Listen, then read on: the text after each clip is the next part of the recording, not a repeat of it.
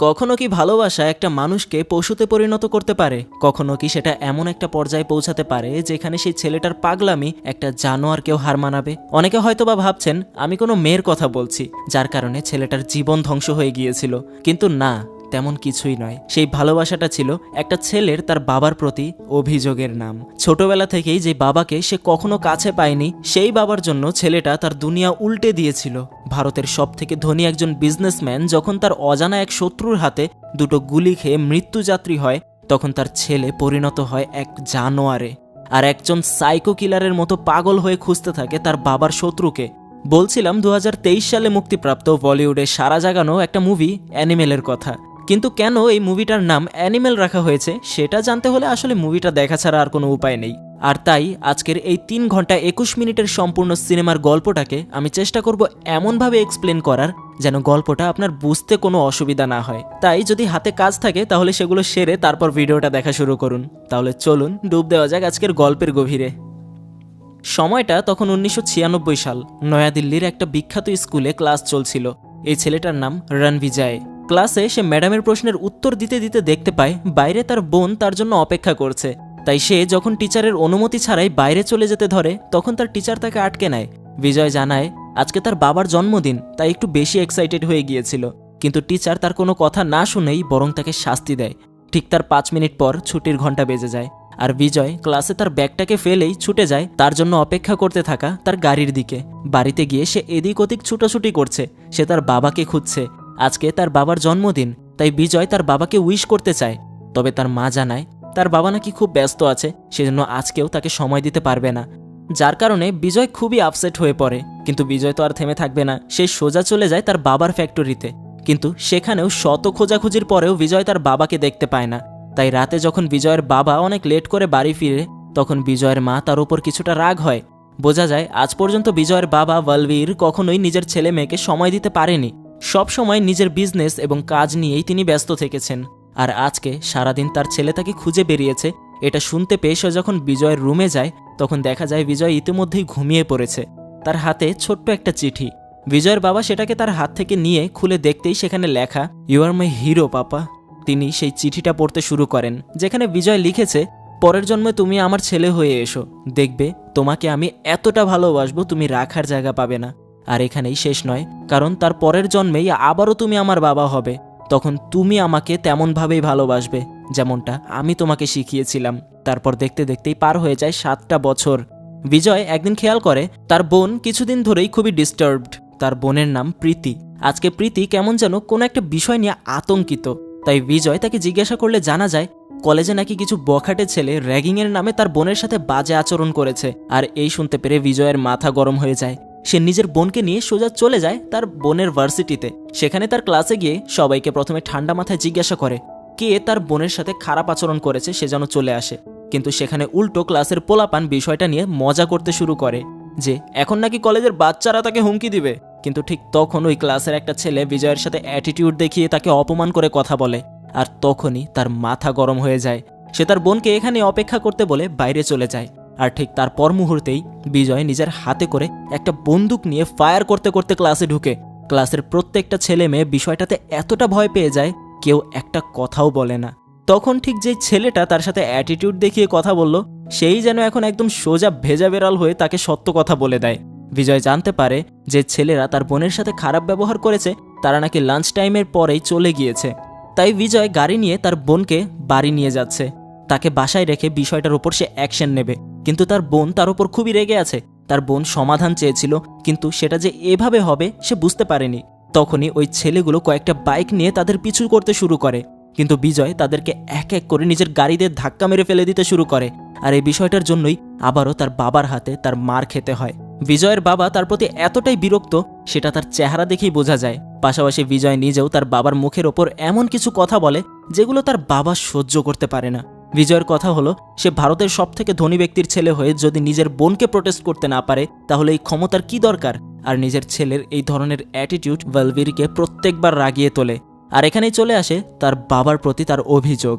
ছোটবেলা থেকেই কখনো বাবা হিসেবে সে নিজের ছেলেকে সময় দিতে পারেনি, যার কারণে সে কখনোই বিজয়ের মন মতো হতে পারেনি। বিজয় তার বাবার মুখের উপর বলে দেয় আজকে সে বখাটে হয়েছে শুধুমাত্র তার বাবার কারণে। এই বলে সে ওখান থেকে চলে যায়। এরপরে চলে যায় আরও 5টা বছর। বিজয় এর মধ্যে অনেকটাই পরিবর্তন হয়ে গিয়েছে, তবে ভাইবেন না যে সে ভালো হয়েছে, বরং সে উল্টো আরও বেশি বখাটে হয়ে গিয়েছে। ক্ষমতাধর বাবা আর টাকা পয়সা বেশি থাকলে যা হয় আর কি। কিন্তু সে আজকে ছুটে যাচ্ছে কারণ যে মেয়েটার সাথে কলেজ লাইফে তার প্রেম হয়েছিল, আজকে সেই মেয়েটার এঙ্গেজমেন্ট। বিজয় তাকে দেখে কিছুটা আবেগপ্রবণ হলেও মেয়েটা ঠিকই নিজেকে সামলে রেখেছে। তার নাম গীতাঞ্জলি, সংক্ষেপে গীতা। আসলে 2 বছর আগে একটা ছোট্ট ঝগড়ার কারণে তাদের মধ্যে বিচ্ছেদ হয়ে গিয়েছিল, আর তারপর বিজয় চলে গিয়েছিল আমেরিকাতে। মাঝখান দিয়ে এই 2টা বছর তাদের কোনো যোগাযোগ হয়নি, কিন্তু আজকে যখন তার এঙ্গেজমেন্টের কথা সে জানতে পেরেছে, তখন সে তড়িঘড়ি ছুটে এসেছে এখানে। তাছাড়াও গীতাঞ্জলির বড় ভাই হলো তার বেস্ট ফ্রেন্ড। সেখানে গীতাঞ্জলি তার সাথে স্বাভাবিকভাবেই বন্ধুর মতো কথা বলার চেষ্টা করে, কিন্তু বিজয় তাকে এমন কিছু কথা বলে দেয় যার কারণে গীতা ওখান থেকে চলে যায়। তারপর সেখানে পার্টি শেষ করে তাদের মধ্যে বিষয়টা নিয়ে কথাবার্তা হয়। এই কিছু কমার্শিয়াল কথা আর কি, যেমন গীতার ফিয়ন্সির সাথে তার কি লাভ ম্যারেজ, বা কেন সে ওই ছেলেটাকে পছন্দ করলো, এই বিষয় নিয়ে টুকটাক আলোচনা হচ্ছিল। আর সেখানেই মাঝখান দিয়ে বিজয় তাদের পুরনো কিছু বিষয় তুলে ধরে এবং বোঝাতে চেষ্টা করে ওই ছেলেটার সাথে সে ভালো থাকবে না। পাশাপাশি আজ এতদিন পর দেখা হওয়ার কারণে দুজনে কিছুটা আবেগপ্রবণ হয়।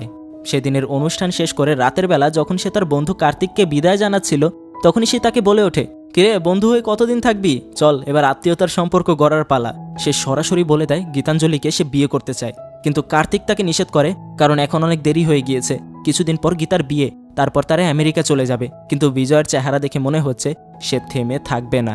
এভাবে আরও কয়দিন চলে যায়।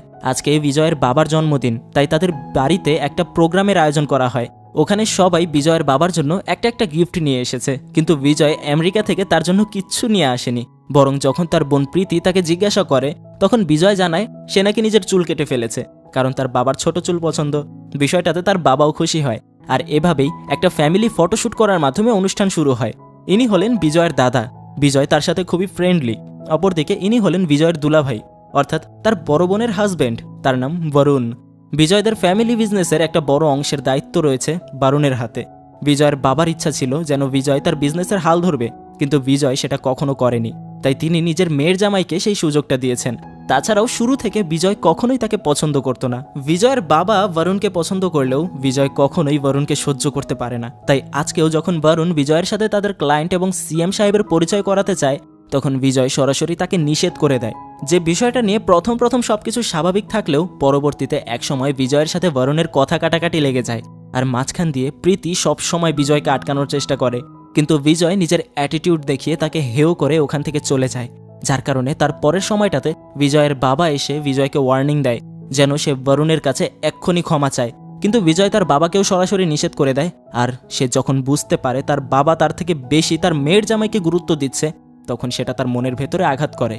রাতের বেলা বিজয় তার বোনকে ঠান্ডা মাথায় বোঝায় যে সে এই বিজনেস করতে আগ্রহী নয়, আর এতক্ষণ শুধুমাত্র আমরা বিজয়ের বড় বোন অর্থাৎ প্রীতিকে দেখেছি, কিন্তু জানিয়ে রাখি বিজয়ের আরেকটা ছোট বোন আছে, তবে সিনেমাতে তাকে তেমন একটা দেখা যায়নি, তাই তার পরিচয়টা বাধ্যতামূলক নয়। রাতের বেলা বিজয় তার বাবার কথা মতো বরুণের কাছে ক্ষমা চায়, কিন্তু বোঝা যায় এটা শুধুমাত্র তার বোনের জন্যই করছে, যেন তার বোন তার শ্বশুরবাড়িতে গিয়ে ভালো থাকে।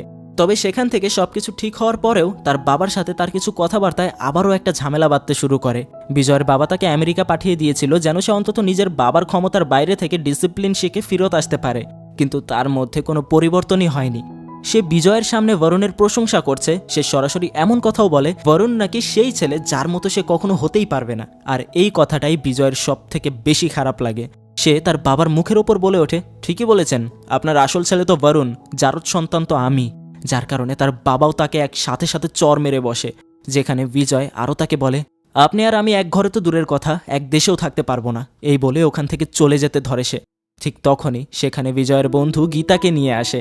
আজকে গীতার বিয়ে ছিল, কিন্তু ওখানে গীতা নাকি পরিবারের সাথে ঝগড়া করে নিজের বিয়েটা ভেঙে দিয়েছে, কারণ সে বিজয়কে ভালোবাসে আর বিজয়কেই সে বিয়ে করবে। বিজয় সবকিছু বুঝতে পেরে গীতাকে নিয়ে সরাসরি ভেতরে তার বাবার কাছে চলে যায়, তার বাবার সাথে তার পরিচয় করিয়ে দেয়। তারা একে অপরকে ভালোবাসে এবং তারা বিয়ে করবে, কিন্তু বিজয়ের বাবা চুপচাপ সেখানেই বসে থাকে। একসময় বরুণ সেখানে চলে আসলে বিজয়ের বাবা বরুণের সাথে চলে যায়, অর্থাৎ বোঝা গেল বিজয়ের জন্য বিজয়ের বাবার মনে এখন রাগ ছাড়া আর কিছুই নেই। আর এখানে যেহেতু সবকিছু জানানো হয়ে গিয়েছে, তাই বিজয় গীতাকে নিয়ে গীতাদের বাসায় চলে যায়। ওখানে যখন এই বিষয়টা সম্পর্কে সবাই জানতে পারে, তখন একের পর এক প্রত্যেকেই তাদের দুজনকে কথা শোনাতে শুরু করে, কিন্তু তারপরে তাদের কাণ্ড দেখে বাকিরা বুঝে যায় যে এদেরকে আটকানো আর সম্ভব নয়।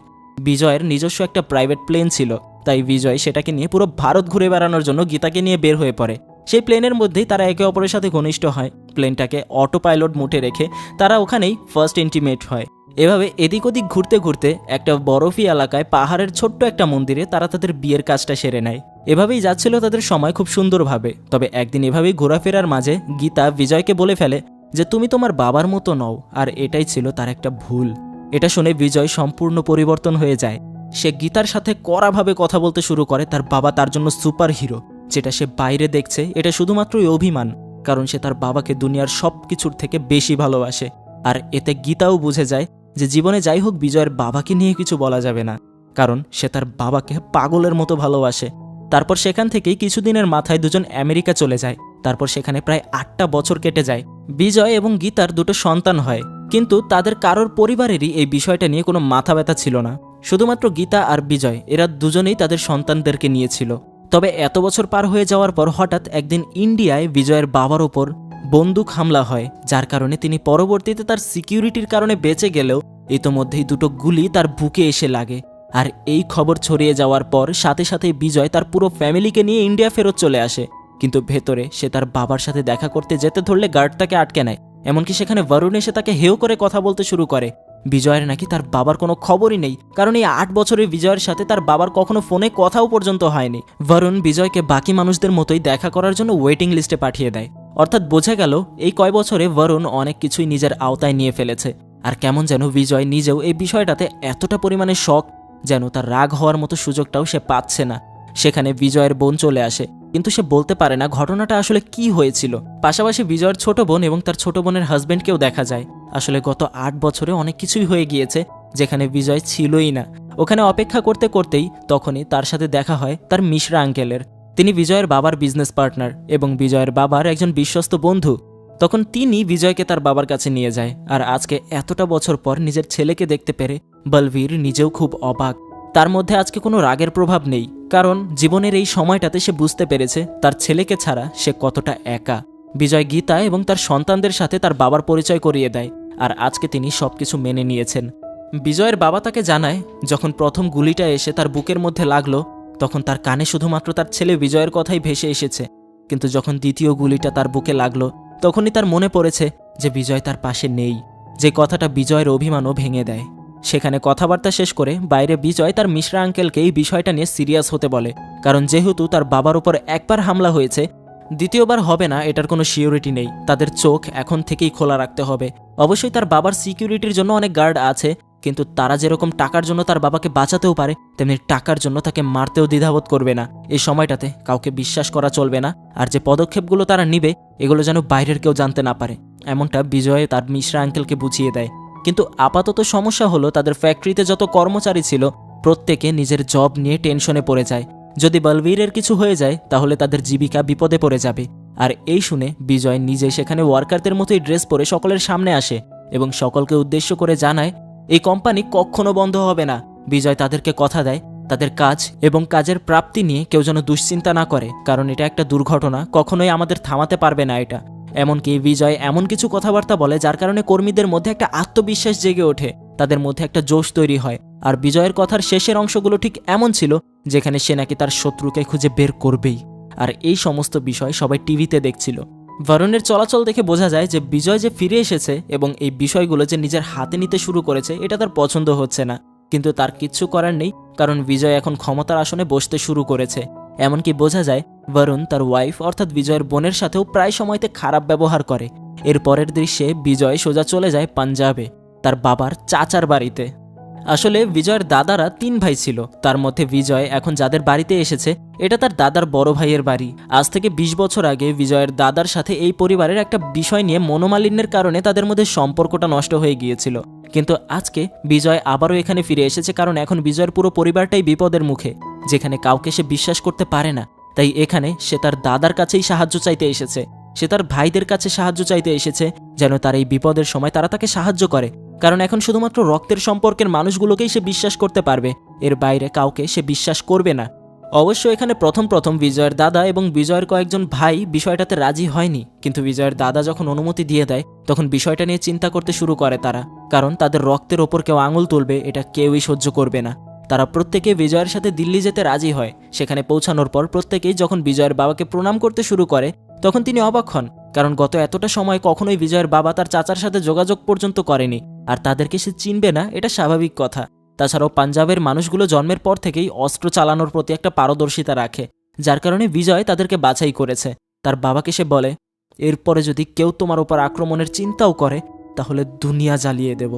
এরপর বেশ কিছুদিন কেটে যায়। একদিন বরুণ যখন গাড়ি করে বিজয়দের বাড়িতে আসে তখন বিজয়ের ভাইয়েরা তাকে আটকে নেয়, কারণ বরুণকে তারা চেনে না, আর এখন সকল ক্ষমতা বিজয়ের হাতে। বরুণ রাগান্বিত হয়ে তাদেরকে বলে যে, তোরা কি আমাকে চিনিস? আমি এই ফ্যামিলিরই একজন। এখন তারাও টিটকারি মেলে তাকে বলে, কেন রে, তোর পাসপোর্টে কি তোর বাবার জায়গায় বলবীর লেখা?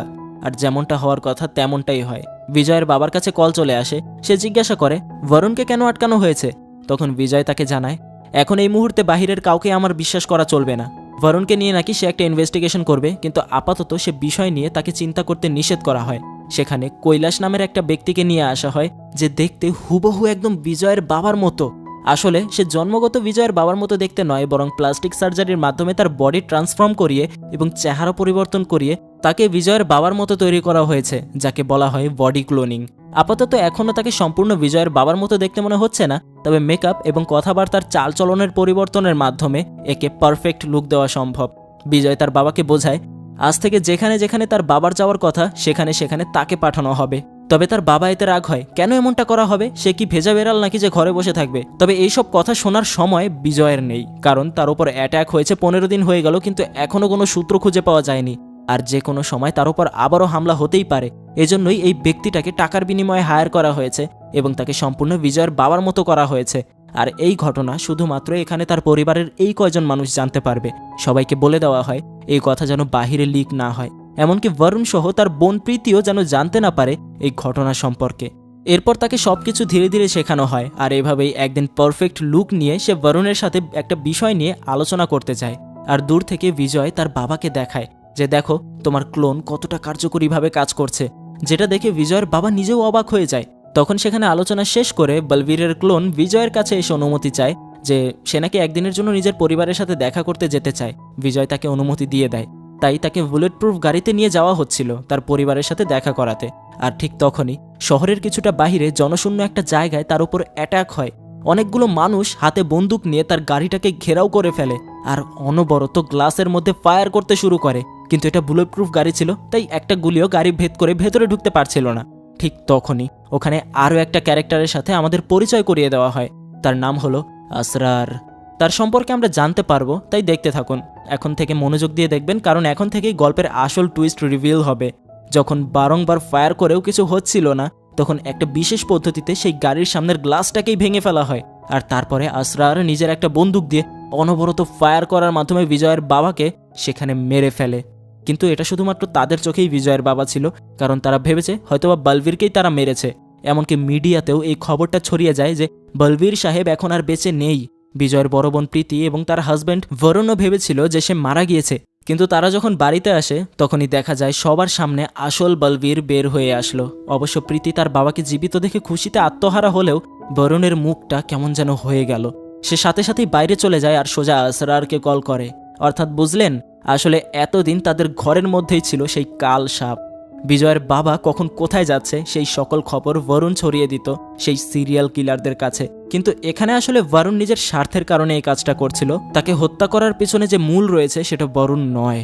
অর্থাৎ হয়তোবা বলবীরের সাথে এমন একজনের শত্রুতা রয়েছে যে অন্য কোথাও থেকে তাকে মারার প্ল্যানিং করে আসছিল। আর এই সমস্ত কথা বরুণ আর আসরার ফোন বাদেও এক বিশেষ প্ল্যানিংয়ের মাধ্যমে বিজয়ের ইয়ারফোনে আসছিল, কারণ সে আগে থেকেই বরুণকে সন্দেহ করে রেখেছিল, আর এজন্যই এই সমস্ত প্ল্যানিং করা। আর এখন যেহেতু সে সকল সত্য কথা জেনে গিয়েছে যে তার বাবার উপর হওয়া হামলার পেছনে তার দুলাভাই অর্থাৎ বরুণ সরাসরিভাবে যুক্ত, তখন সে আর বসে থাকবে না। প্রথমেই সে গিয়ে নিজের বোনকে জড়িয়ে ধরে। অবশ্যই বুঝতে পারছেন সেটা কেন। সেটা জানতে হলে চলুন চলে যাই আজ থেকে 2 দিন সামনে। বিজয় সবকিছু গুছিয়ে প্রপার প্ল্যানিংয়ের সাথে যাচ্ছে বরুণকে দেখে নিতে। তখন বরুণ একটা মিটিংয়ের মধ্যে ছিল। সেখানে গিয়েই বিজয় ওখানকার প্রত্যেকটা মানুষকে নিজের চোখ বন্ধ করে রাখতে বলে। কেউ যদি চোখ খোলে তাহলে তার খবর আছে। সবাই ভয় পেয়ে তেমনটাই করে। বিজয় সেখানে বরুণের দিকে এমনভাবে গিয়ে তাকায় যে বরুণ নিজেও সবকিছু বুঝে যায়। সেখানে সবার মাঝখানে বরুণকে সে গলা চেপে ধরে। তাকে ততক্ষণ পর্যন্ত গলা চেপে ধরে রাখে যতক্ষণ পর্যন্ত না তার শ্বাস বন্ধ হয়ে সে মারা যায়। আর তার মৃত্যু নিশ্চিত করার জন্য তাকে সে শটগান দিয়ে দুইটা ফায়ার করে। তাছাড়াও এতদিনে তার ভাইদের সাথেও তার একটা ভালোই বোঝাপড়া তৈরি হয়েছে, তারা প্রত্যেকেই এখন ওয়েল ট্রেন্ড। রাতের বেলা বিজয় যখন বাড়িতে ফিরে আসে তখন বোঝা যায় গীতা তার উপর বেশ অনেকটাই হতাশ, সে অনেকটাই অভিমান করে আছে, তার সাথে সে কথা বলতে চায় না। কারণ গত অনেকটা সময় যাবৎ বিজয় গীতাকে সময় দিতে পারে না, তাই গীতার অভিমান ভাঙাতে সে আবারও তাকে বলে তাহলে চলো আবার প্লেনে হানিমুন করা যাক। গীতা এই শুনে আবার খুশি হয়ে যায়, কিন্তু তখনই নিচে থেকে প্রীতির ডাক চলে আসে। বিজয় আর গীতা সেখানে পৌঁছে গেলে সে জানায় বরুণ নাকি এখনো বাড়ি ফেরেনি, বুঝতে পারছে না সে কেন কল ধরছে না, এর আগে কখনো এমন তো করেনি। সেখানে বিজয় তার বোনকে কিচ্ছু বলে না, বরং সে তাকে আশ্বাস দেয় চিন্তা করিস না, সময় মতো ঠিকই ফিরে আসবে। এই বলে তাকে ঠান্ডা করে যখন সে ভেতরে আসে তখন ওখানে গীতা বিরক্ত হয়েই তাকে বলে যে কেন তারা আবারও ইন্ডিয়া ফিরে আসলো, সে আবারও আমেরিকা ফিরে যেতে চায়। কিন্তু বিজয় তাকে থামিয়ে দেয়, কারণ তার বাবাকে একা রেখে সে কখনোই আর আমেরিকা ফিরে যেতে পারবে না। এভাবে দেখতে দেখতে আরও কয়েকটা দিন চলে যায়। বিজয় এখনও তার বাবার খুনিকে খুঁজে বেড়াচ্ছে, কারণ সে জানে যে তার দুলাভাই এই চক্রান্তের মেন হেড ছিল না, এর পেছনে রয়েছে অন্য কেউ। সেজন্যই বিজয় নিজের টিমটাকে আরও শক্তিশালী করার জন্য একটা বিশেষ অস্ত্রের অর্ডার দিয়েছিল। এই হলো সেই অস্ত্রের ডিলার, আর আজকে প্রায় মাসখানেক পর সে ওইটার ডেলিভারি নিতে এসেছে। কিন্তু সেখানে কথা বলতে বলতেই হঠাৎ নিচতলায় গোলাগুলির আওয়াজ শুরু হয়। বিজয় বুঝে যায় অবশ্যই কোনো না কোনো ঝামেলা হতে চলেছে। আসলে মনে আছে বিজয়ের দুলাভাইয়ের সাথে অন্য আরেকজনের যোগাযোগ ছিল, সেটা হলো আসরার, যে সশরীরে থেকে বিজয়ের বাবার ক্লোনটাকে মেরেছিল। এখন তার সেই প্ল্যানিংটা যেহেতু সাকসেসফুল হয়নি, তাই সে এসেছে বিজয়কে তার রাস্তা থেকে সরিয়ে দিতে। আর বলে রাখা ভালো, ওখানে সে একা আসেনি, বরং তার পুরো সেনাকে নিয়ে এসেছে, যাদের প্রত্যেকের হাতেই বন্দুক। আর এখানেই শুরু হয় চরম একটা ফাইট। আর বিজয় সহ তার টিমের প্রত্যেকে এখানে নিজেদের দক্ষতা কাজে লাগাতে শুরু করে। তারা কৌশলে একে একে বিপরীত পক্ষের সবাইকে এমনভাবে মারতে শুরু করে যা বাকিরা বুঝতেও পারছে না। তাই ফাইট সিনটাকে আমি স্কিপ করলাম, কিন্তু একদম শেষে যখন সবকিছু প্রায় শেষের দিকে তখনই বিজয়ের পায়ের কাছে একটা আনপিন করা গ্রেনেড চলে আসে। কিছু সেকেন্ডের মধ্যেই সেটা ফেটে যাবে, কিন্তু বিজয় ওখান থেকে সরে যাওয়ার সময়টুকুও পায় না, যার কারণে এখানে বিজয় খুব গুরুতর আহত হয়ে পড়ে। সে ঠিকঠাক কানেও শুনতে পাচ্ছে না, কিন্তু তার থামলে তো আর চলবে না, কারণ এতক্ষণে তাদের আরও লোকজন ওখানে চলে এসেছে। মোট 300 জন সেনা নিয়ে চলে এসেছে আসরার। তাই বিজয় কোনো রকমে তাদেরকে প্রতিহত করে একদম শেষে তার সেই কাস্টম মেড অস্ত্রটাকে আনবক্স করতে শুরু করে। আর ওটাকে দেখে বিজয়ের দলের লোকেরাই একদম অবাক হয়ে যায়। আর ভাইরে ভাই, এটা অস্ত্র নাকি অন্য কিছু? কমপক্ষে 200-250 গুলি একসাথে ছুড়তে পারবে এটা, যেটা দিয়ে পরবর্তীতে বিজয় তার তাণ্ডব শুরু করে দেয়। আর এই সমস্ত কিছু গাড়িতে বসে আসরার দেখছিল। তারপর বিজয় তার ওই অস্ত্রের সক্ষমতা আরও বাড়িয়ে দেয়, সেটার সবগুলো গান পয়েন্ট থেকে একসাথে ফায়ার হতে শুরু করে, যার কারণে এর সামনে কেউই টিকতে পারে না। কিন্তু যখন বিজয় মনে করে যে হয়তোবা সব শেষ হয়ে গিয়েছে, তখনই ওখানে লুকিয়ে থাকা আসরার উঠে দাঁড়িয়ে পেছন থেকে বিজয়ের বুকে একদম গুলি করে বসে 2টা। সে মনে করে হয়তোবা বিজয়কে সে হারিয়ে ফেলেছে, কাপুরুষের মতো অবশ্য। কিন্তু তখনই পেছন থেকে বিজয়ের একটা ভাই তাকে গুলি করে দাপিয়ে দেয়। তখনই আসরারের মোবাইলে একটা কল চলে আসে, কলটা করেছে তার ভাই। কল রিসিভ করতেই সে জিজ্ঞাসা করে যে কাজ হয়েছে কি না, যার উত্তর সেখানে বিজয় জানিয়ে দেয় এবার তুই হবি আমার টার্গেট, তোর আমাকে খুঁজে বের করতে হবে না, আমিই তোকে খুঁজে বের করব। আর এই বলে আসরারকে বিজয় ওখানেই শেষ করে দেয়। কিন্তু রিসেন্টলি ঘটা এই ঘটনার কারণে বিজয় এতটা পরিমাণে জখম হয়ে গিয়েছিল যে পরবর্তীতে সে কোমায় চলে যায়। এরপর শুরু হয় ডাক্তারের দায়িত্ব। অবশ্য 2 দিনের মাথায় বিজয় আবারও নিজের জ্ঞান ফিরে পায়, কিন্তু সে নিজের শরীরের কোনো অঙ্গ নাড়াতে পারছে না।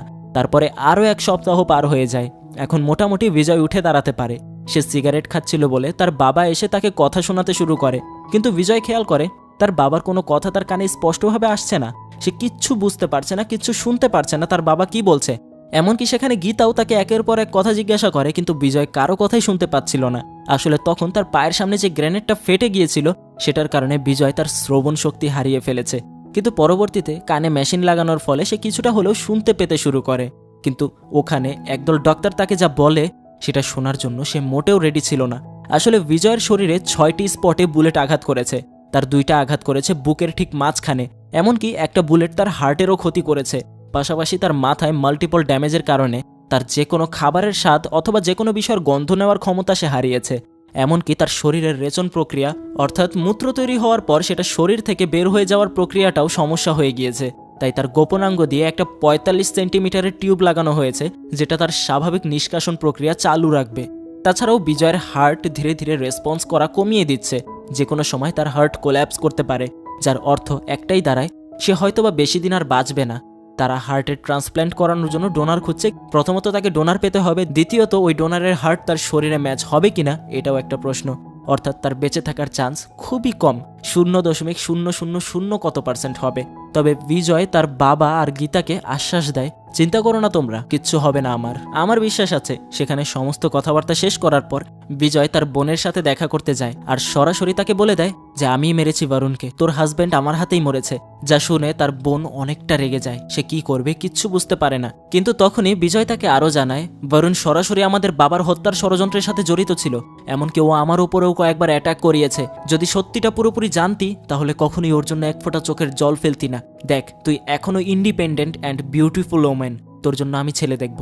ওর কথা মাথা থেকে ঝেড়ে ফেল। এখন ঘটনা হলো এরকম, ডাক্তারের কথা অনুযায়ী বিজয়ের পরিবারের প্রত্যেকে এটাই মেনে নেয় যে বিজয় আগামী কয়েক মাসের মধ্যেই হয়তোবা মারা যাবে, কারণ ধীরে ধীরে তার হার্ট ফেইলিয়রের সম্ভাবনা বাড়ছে তো বাড়ছেই। তাছাড়া তার শারীরিক সকল প্রক্রিয়াগুলো ধীরে ধীরে খারাপের দিকে যাচ্ছে, যেগুলো থেকে তাকে ফিরিয়ে আনা বলা যায় এক প্রকার অসম্ভব। দ্বিতীয়ত তার হার্ট ট্রান্সপ্ল্যান্টের সম্ভাবনাটাও খুবই নগণ্য, যার কারণে প্রত্যেকেই এবার মেডিকেল বাদ দিয়ে ধর্মীয় বিষয়গুলোকে মেনে চলতে শুরু করে। কিন্তু তবুও বিজয়ের এরকম বেপরোয়া পানা যেন একটুও কমছে না। সে এসবের কিছুই মানতে চায় না। সে মনে করে এত তাড়াতাড়ি সে মরবে না, যার কারণে গীতাঞ্জলির সাথেও মাঝে মাঝেই তার কথা কাটাকাটি হয়। এভাবে চলে যায় 3টা মাস। এতদিনে বিজয়ের শারীরিক অন্যান্য সমস্যাগুলো মোটামুটি বাইরের দিক থেকে ভালো হলেও ভেতরে তার মূল সমস্যা অর্থাৎ হার্ট, সেটার কোনো সমাধান হয়নি। গীতাঞ্জলির বাবা মা গীতাঞ্জলির সাথে দেখা করতে আসে। তাদের প্রশ্ন, তুই কেন তোর ভবিষ্যতের জন্য চিন্তা করছিস না? আসলে তারাও মেনে নিয়েছে যে বিজয় মারা যাবে, তাই এখন থেকেই তারা তাদের মেয়েকে বিজয়ের কাছ থেকে আলাদা করে নিতে চায়। যেখানে এই কথাটা বুঝতে পেরে তখনই গীতা সাথে সাথে তার বাবা মাকে কথা শোনাতে শুরু করে। সে রেগে ওঠে, তারা কিভাবে এমন একটা কথা বলতে পারলো, কোন মুখে এমনটা বলতে পারলো? সে এটা কখনোই করতে পারবে না। এমনকি বিজয়কে নিয়ে যদি সারাটা জীবন তার ভুগতে হয় সে তাও করবে, কিন্তু তবুও তাকে ছাড়তে পারবে না। আর তখনই বলতে বলতে বিজয় চিৎকার করতে করতে তার বাবার কাছে ছুটে যাচ্ছে। তার বাবাকে গিয়ে সে জিজ্ঞাসা করে, তুমি কেন আমার ভাইদেরকে ফেরত যেতে বলেছ? আমি মরে যাবো এজন্য? তোমরা কিভাবে বিশ্বাস করে নিলে যে আমি এত তাড়াতাড়ি হাল ছেড়ে দেব? তখন উল্টো বিজয়ের বাবা তাকে রাগ দেখিয়ে বলে, তুই কিসের ভরসায় আছিস বলতো? তোর জন্য এখনো একটা ডোনার পাওয়া যায়নি। আমি যদি পারতাম আমার হার্টটা খুলে তোকে দিয়ে দিতাম, কিন্তু এখানে এটা তো কাজ করবে না। তাহলে কি বলতে চাইছিস তুই আমাকে? তোর হার্ট যে কোনো সময় কোল্যাপস করতে পারে। তখন বিজয় নিজে তার বাবাকে সান্ত্বনা দেয়, অনেক কাজ বাকি আছে। এই পৃথিবীতে কেউ না কেউ তো অবশ্যই আছে যে আমার জন্য মরবে। দেখো, হার্ট ঠিকই পেয়ে যাব। এরপর থেকে তাদের আবারও সেই ছোটোখাটো সমস্যা লেগেই থাকে। যেন এই ঘটনায় বাকিরা কেমন রিয়েক্ট করবে কেউ বুঝতেই পারছে না। তাই এখানকার বিষয়গুলো আমি কিছুটা স্কিপ করে গেলাম। অবশেষে একদিন গীতা একটা আনন্দের খবর নিয়ে আসে। হসপিটাল থেকে ফোন এসেছে, হয়তোবা একজন ডোনার পাওয়া গিয়েছে। কিন্তু এই সব কথা শুনে বিজয়ের তেমন কোনো রিয়াকশন নেই, যেন তার কাছে সবকিছু এখনো স্বাভাবিক। কিন্তু সে এতটা কেয়ারলেস কিভাবে হতে পারে? এদিকে গীতা তাকে এমন একটা খবর দিল, আর ওদিকে এখনো সে কার সাথে যেন কথা বলছে। এজন্য একসময় গীতা রেগে গিয়ে তার ল্যাপটপটাকেই ছুঁড়ে ফেলে দেয়, যার কারণে বিজয় ভেতরে গিয়ে গীতার সাথেও ফাউ ফাউ ঝগড়া লাগিয়ে দেয়। আর গত অনেকটা সময় যাবত এরকমটাই চলছে তাদের মধ্যে, যেখানে আজকে যেন ঘটনাটা একদম বেশি সিরিয়াস হয়ে যায়। কিন্তু তখনই তাদের ছোট্ট ছেলে চলে আসে, জিজ্ঞাসা করে, তোমরা ঝগড়া কেন করছো? তখনই বিজয় আবার শান্ত হয়ে যায়। তার ছেলেকে সে বোঝায়, না না বাবা, আমরা ঝগড়া করছি না তো, আমরা একটা সিনেমার জন্য রিহার্সেল করছিলাম, যেখানে বিজয়ের ছেলে তাকে সুপার হিরো বলে। আমার জন্য তুমি সুপার হিরো বাবা। যে কথাটা বিজয়ের আত্মবিশ্বাস আরো বাড়িয়ে দেয় যে তার কিচ্ছু হবে না। কিন্তু একই বিশ্বাস সে গীতার মধ্যে জাগাতে চায়। তখন গীতা যেন মন থেকে বিশ্বাস করতেই পারছে না যে এই যাত্রায় বিজয় ফিরে আসবে, যেটা বিজয়কে এতটা কষ্ট দেয় যে এবার সে পাগলের মতো করতে শুরু করে। আর হ্যাঁ, এখানেই শুরু হয়ে যায় তৎকালীন সময়ে ভাইরাল হওয়া সেই জামাল কুদু গানটা, যে গানের মধ্যেই দৃশ্য পরিবর্তনের মাধ্যমে আমাদের সাথে পরিচয় করিয়ে দেওয়া হয় সিনেমার একমাত্র ভিলেনের। জায়গাটা স্কটল্যান্ডের একটা শহর, আর এই হলো আবরার, গল্পের প্রধান ভিলেন চরিত্র। আজকে তার 3য় বিয়ে হচ্ছে, যেখানে সে খুবই খুশি। তার হবু বউয়ের সাথে এই হলো আবরারের মেজো ভাই আবিদ। সে তার হবু ভাবিকে বুঝিয়ে দিচ্ছে যে তার বড় ভাই কথা বলতে পারে না, জন্ম থেকে এমনটা নয়, কিন্তু যেদিন তার প্রিয় দাদা ইচ্ছা করে তার গায়ে আগুন লাগিয়ে দিয়েছিল, সেদিন থেকেই তার মৃত্যুর পর থেকে আমার ভাই কথা বলে না। সে যেন কথা বলার ক্ষমতাই হারিয়ে ফেলেছে। তাছাড়াও আরো কিছু বিষয়, যে তার আগেও 2টো বিয়ে হয়েছে, সেখানে তার 8 সন্তান আছে, এগুলো নিয়েও তাকে জানায়। সেখানে তাদের বিয়েটা খুব সুন্দরভাবেই হচ্ছিল। ঠিক তখনই ওখানে একটা লোক খবর নিয়ে আসে, ইন্ডিয়া থেকে নাকি খবর পাওয়া গিয়েছে যে আবরারের একদম ছোট ভাইটা আসরারকে হত্যা করা হয়েছে। যেটা শুনে তখনই আবরার যে খবর নিয়ে আসলো তার উপরে ফায়ার হয়ে ওঠে, তাকে সে ওখানেই শেষ করে দেয়। আর ঠান্ডা মাথায় সবাইকে ওখান থেকে চলে যেতে বলে সে বিয়ে হওয়ার আগেই সবার মাঝখানে তার নতুন বউয়ের সাথে অন্তরঙ্গ হয়ে যায়, যে বিষয়টা খুবই উইয়ার্ড ছিল। বোঝা যায় আবরার হলো মানসিকভাবে কিছুটা সাইকোপ্যাথের মতো। আর ওখানে নিজের কাজ শেষ করে 2 ভাই বের হয়ে যায় একটা জায়গার উদ্দেশ্যে। সেখানে একটা বাড়িতে ঢুকে বাড়ির প্রত্যেককে এক এক করে আবরার মেরে ফেলে। আর শেষে তাদের সাথে যার ডিল হয়েছিল দুজন তাকে গিয়ে ধরে। আবরার তাকে ইশারা ইঙ্গিতে বলতে শুরু করে আর সেটাকে আবিদ মুখে বোঝায়। সে বলছে, তোকে শুধুমাত্র একটা কাজ দিয়েছিলাম, জাস্ট বলবীরকে মেরে ফেলবি। তা না করে ওর ছেলের পেছনে লাগতে গিয়ে আমার ভাইটাকে তোরা খোয়ালি, আর সেই খবর তুই গোপন করেছিস যেন আমরা কিছু করতে না পারি। এই বলে তাকে সেখানেই দুজন শেষ করে দেয়। তারপর এখান থেকে দৃশ্য আবারও ইন্ডিয়াতে চলে আসে, তবে এটা তখন থেকেও আরও 3 মাস পরের দৃশ্য, যেখানে বিজয় তাদের বাড়িতে এসে ন্যাংটো হয়ে ঘুরে বেড়াচ্ছে। তখন বিজয়ের বাবা এসে বিজয়কে একটা তোয়ালে দিয়ে ঢেকে দেয়। আসলে বিজয়ের হার্ট ট্রান্সপ্ল্যান্ট সাকসেসফুলভাবে কমপ্লিট হয়েছে, আর আজকে সে সুস্থভাবে বাড়ি ফিরেছে, যেখানে সে নিজের নিউ বর্নটাকে সেলিব্রেট করছে। কিন্তু এমন পাগল মানুষ বাস্তবে হতে পারে নাকি সেটা নিয়ে আমার কোনো ধারণা নেই। ওখানে একটা নতুন মেয়ের সাথে আমরা পরিচিত হই। এই মেয়েটার নাম জোয়া। আসলে তার ফিয়ন্সির হার্ট ডোনেট করা হয়েছিল বিজয়কে। তার ফিয়ন্সি একটা জটিল রোগের কারণে মরতে বসেছিল, সেখানে শেষ মুহূর্তে তার হার্ট তার দেহ থেকে আলাদা করে বিজয়ের সাথে ট্রান্সপ্ল্যান্ট করা হয়। তাই জোয়া এসেছে তার ফিয়ন্সির শেষ অংশটুকুর অনুভূতি পেতে। তার সাথে দেখা করেই জোয়া সেখান থেকে চলে যেতে ধরে, কিন্তু বিজয় তাকে আটকায়। বিজয় বুঝতে পেরেছে যে জোয়া তার ফিয়ন্সিকে কতটা ভালোবাসতো, তাই যেহেতু তার শেষ স্মৃতিটা বিজয়ের মধ্যে আছে, সেহেতু বিজয় তাকে এখানে ততক্ষণ পর্যন্ত থাকতে বলে যতক্ষণ পর্যন্ত না তার মনটা পুরোপুরি হালকা হয়, যে বিষয়টা গীতার মোটেও পছন্দ হয় না। এরপর সময় যেতে শুরু করে। একদিন বিজয় জোয়ার সাথে দেখা করতে তার রুমে আসে, আর ওখানেই বিজয়ের ইশারা ইঙ্গিতে জোয়া বুঝতে পারে, এমনকি জোয়া নিজেও বিজয়কে আর আটকায় না। আর এখানে কতটুকু লজিক আছে আমি বুঝতে পারছি না, কিন্তু দুজনেই এত অল্প সময়ের ভিতরেই একে অপরের সাথে অন্তরঙ্গ হয়ে যায়। এখন মেয়েটাকে আপনার 12 ভাতারই মনে হতেই পারে, কিন্তু তাতে কিছু করার নেই, মুভির গল্প যেমন আমার তো তাই বলতে হবে, তাই না? বিজয় এর পর থেকে প্রতিদিন শুধুমাত্র জোয়াকেই সময় দিতে শুরু করে, আর প্রতিদিন একাধিকবার তারা ইন্টিমেট হয়।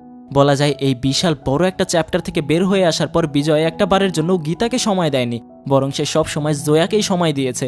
যে বিষয়টা নিয়ে বিজয়ের ভাই বেরাদাররাও সেই বলা বলি করতে শুরু করে, কিন্তু বিজয় তাদেরকে এসে একটা কথাই বুঝিয়ে দেয়, বাসায় যেরকম ভাবি ভাবি বলিস এখানেও তাকে ভাবি বলবি। একদিন বিজয় জোয়ার জন্য একটা রোলস রয়্যালস অর্ডার করে, যেখানে সে জোয়ার একটা ক্ষত দেখে তাদেরকে বলে দেয় যে এক্স্যাক্ট এই ক্ষতের কালারের মতো একটা রোলস রয়্যালস লাগবে তার, কারণ জোয়ার শরীরে এই ক্ষতগুলো সেই করেছে। হ্যাঁ ভাই, লাভ বাইটের কথাই বলছি। হায় রে, মাঝে মাঝে এই মুভিটার কিছু বিষয় এক্সপ্লেন করতে গিয়ে আমার এতটা পরিমাণে ফাইটা যাইতেছে বুঝতেছি না। একটা মুভিতে ইন্টিমেট এবং অন্তরঙ্গ মুহূর্ত বিষয়ক এত সেন্সিটিভ কথাবার্তা, এত বিষয়গুলো এরকমভাবে উপস্থাপন করা হতে পারে। হ্যাঁ, এখন বুঝতে পারতাছি ওই টাইমটাতে বাপ আর ছেলে মিলে এই সিনেমা দেখতে গিয়ে কেন বিপদে পড়ছিল। যাই হোক, আমরা মুভিতে ফিরে যাই।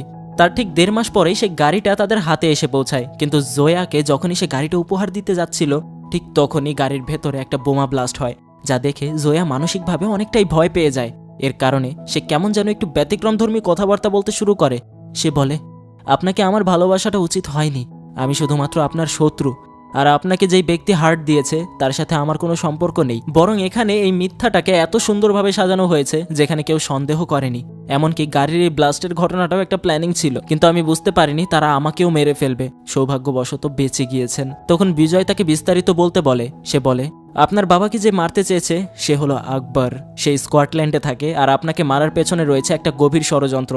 আবরারের আরও একটা ছোট ভাই আছে, আর সে নিজেকে হুবহু আপনার মতো একটা ক্লোন হিসেবে তৈরি করছে, আর প্ল্যানিং ছিল আপনাকে মেরে ফেলার পর আপনার ক্লোন হিসেবে সে আসবে আপনার জায়গাটা নিতে, আর আপনার বাবাকে সময় মতো শেষ করে দেবে। তাছাড়াও বিজয়ের কথার উত্তর দিতে গিয়ে জোয়া এখানে জানায় যে হয়তোবা আবরার আর বিজয়ের মধ্যে কোনো রক্তের সম্পর্ক রয়েছে, কারণ আবরার যেই কয়বার বিজয়ের বাবা অর্থাৎ বলবীরের নাম লিখছিল তখনই সে ওই কয়বারই তাকে বলবীর চাচা বলে ডাকছিল, যেটা সম্পর্কে বিজয় কিছু জানে না। একদম শেষে বিজয় এবার তাকে বলে দেয়, এই ব্লাস্ট অন্য কারো প্ল্যানিং ছিল না, এটা শুধুমাত্র তোর মুখ খোলার জন্য আমি করিয়েছি। আসলে এই বিষয়টা সে একদম শুরু থেকেই জানতো যে জোয়া নিজের যেই পরিচয়ে এখানে এসেছে সেটা মিথ্যা, বরং সে এতদিন জোয়ার সাথে অভিনয় করেছে যেন তার থেকে সে সত্যটা বের করতে পারে। আর এখন জোয়া যখন বিজয়ের প্রতি দুর্বল হয়ে তাকে সমস্ত সত্য কথা বলে দিয়েছে, তখন আর বিজয়ের তাকে দরকার নেই। সে জোয়াকে ওখানেই ফেলে চলে আসে। তবে তার ভাইদেরকে সে বলে দেয় তাকে সম্মানের সহিত সে যেখানে যেতে চায় সেখানে রেখে আসা হোক। সেখান থেকে বিজয় সোজা তার দাদামশাই আর তার বাবার সাথে দেখা করে। সে জিজ্ঞাসা করে, আপনাদের অতীত সম্পর্কে এমন কিছু আছে যেটা আমার জানা দরকার কিন্তু আমি জানি না। তখন তার দাদা বলতে শুরু করে, যেখানে বিজয় জানতো তার দাদারা আসলে 2 ভাই, সেখানে বাস্তবে তার দাদারা ছিল মোট 3 ভাই। সেখানে তার বড় দাদা আর তার মেজো দাদা মিলে এই বিজনেসটা দাঁড় করিয়েছিল, কিন্তু সেখানে পরবর্তীতে মনোমালিন্যের কারণে বাধ্য হয়ে নিজের মেজো ভাইকে সে কোম্পানি থেকে বের করে দেয়। যেখানে তার পরবর্তী সময়টাতে বিজয়ের মেজো দাদা তার পরিবার পরিজন সবকিছু নিয়ে দেশের বাইরে চলে গিয়েছিল। পরে বিজয়ের সেই মেজো দাদার বড় ছেলে অর্থাৎ বিজয়ের চাচা এই কোম্পানিতে নিজের ভাগ বসাতে এসেছিল, কিন্তু বিজয়ের বাবা সেটা মেনে নেয়নি। যার পরবর্তীতে এই শত্রুতা আরও বড় আকার ধারণ করে, যেখানে বিজয়ের সেই মেজো দাদা এই ঘটনা সহ্য করতে না পেরে নিজের গায়ে আগুন লাগিয়ে আত্মহনন করেছিল, যার পর থেকেই সম্ভবত তারা বলবীরের পেছনে পড়ে আছে। অর্থাৎ বোঝা গেল গল্পের মেন ভিলেন এবং বিজয় একে অপরের চাচাতো ভাই। কিন্তু যাই হয়ে যাক, যতই সম্পর্ক থাকুক না কেন, তাদেরকে সে আস্ত রাখবে না, এই বলে চলে যায়। আর সেদিন রাতে আজকে প্রায় 2 মাস পর বিজয় এই প্রথম গীতার সাথে দেখা করতে আসে। সেখানে গীতা প্রথম তাকে দেখে খুবই খুশি হয়, কারণ সত্যি সত্যি সে বিজয়কে খুব মিস করছিল। কিন্তু বিজয় যখন তাকে বলে ওঠে আমি এতদিন জয়ার সাথে ছিলাম, তখনই তার মাথা নষ্ট হয়ে যায়।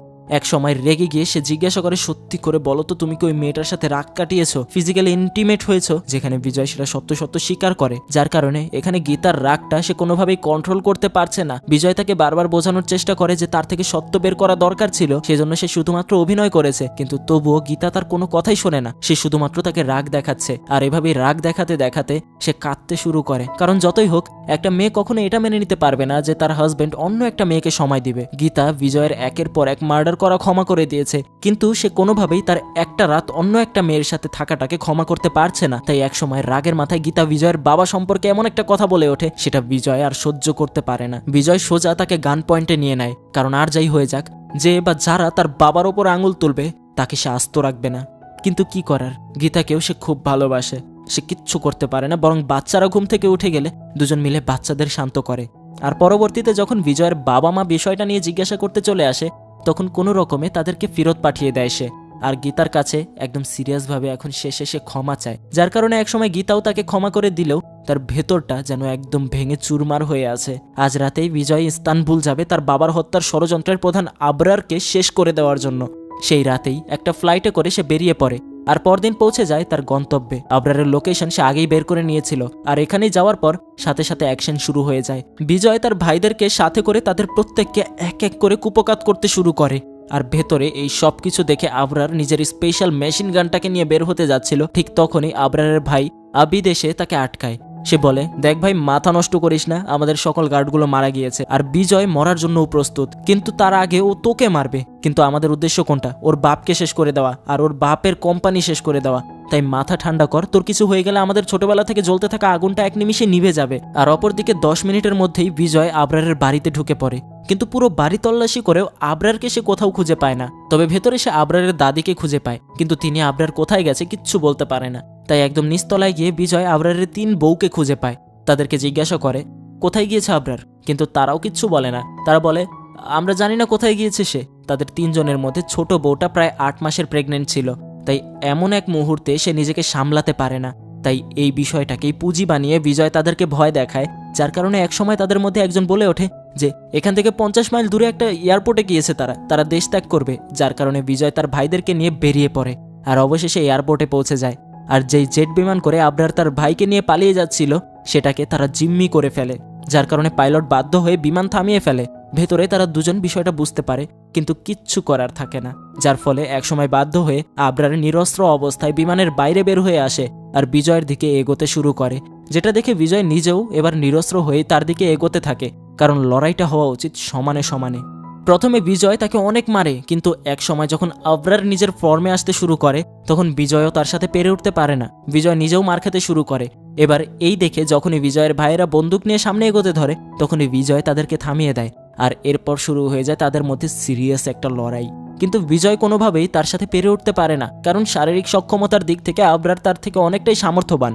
বিজয়কে সে মারতে মারতে অনেক আহত করে ফেলেছে, কিন্তু তবুও বিজয় বারবার তার ভাইদেরকে বলছে যেন তারা বন্দুক না চালায়। এটা শুধুমাত্র বিজয় আর আবরারের মধ্যকার শত্রুতা, কিন্তু তারপরও বিজয় আবরারকে টুকটাক আঘাত করলে সে নিজে সব থেকে বেশি জখম হচ্ছিল। কিন্তু সেটাও একসময় পাল্টে যায় যখন বিজয়ের মাথায় তার বাবার কথা চলে আসে, কিভাবে তার বাবাকে তারা গুলি করেছিল। তখন বিজয়ের সাথে আবরার আর পারে না, বিজয় তাকে একদম মারতে মারতে দুর্বল করে ফেলে। কিন্তু এক সময় যখন বিজয় নিজের হাতে চাকুটা নিয়ে নেয়, তখন আবরার আর তাকে কিছু করতে পারে না।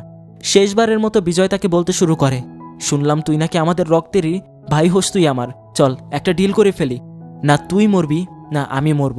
তুই আমাকে কথা দে আগের শত্রুতা ভুলে যাবি, আমার বাবাকে শান্তিতে বাঁচতে দিবি, বল একবার বল, তাহলেই শত্রুতা শেষ। কিন্তু সেখানে আবরার উল্টো তাকে ইশারা করে বলে, তোর কথায় আমার বালটাও ছেঁড়া যাবে না। অবশ্য তার মিনিংটা অন্যরকম ছিল, কিন্তু আমি তো আর ডিরেক্টলি বলতে পারছি না, যার কারণে ওখানেই বিজয় আবরারকে শেষ করে দেয়। দুঃখিত, সেন্সিটিভ বিষয়ের জন্য এভাবে ডিরেক্টলি দেখাতে পারবো না, তবে আপনারা যারা মুভির ক্লিপ দেখেছেন তারা বিষয়টা বুঝতে পারছেন যে এখানে কি হচ্ছে। আবিদ নিজের চোখের সামনে নিজের ভাইকে এভাবে শেষ হয়ে যেতে দেখে নিজেকে আর সামলাতে পারে না। অবশ্য তারা আপন ভাই ছিল না, তারা সৎ ভাই ছিল, কিন্তু তবুও সে আবরারের এই হত্যা মেনে নিতে পারে না। আর সেখান থেকেই ঘটনা সোজা চলে আসে ইন্ডিয়াতে।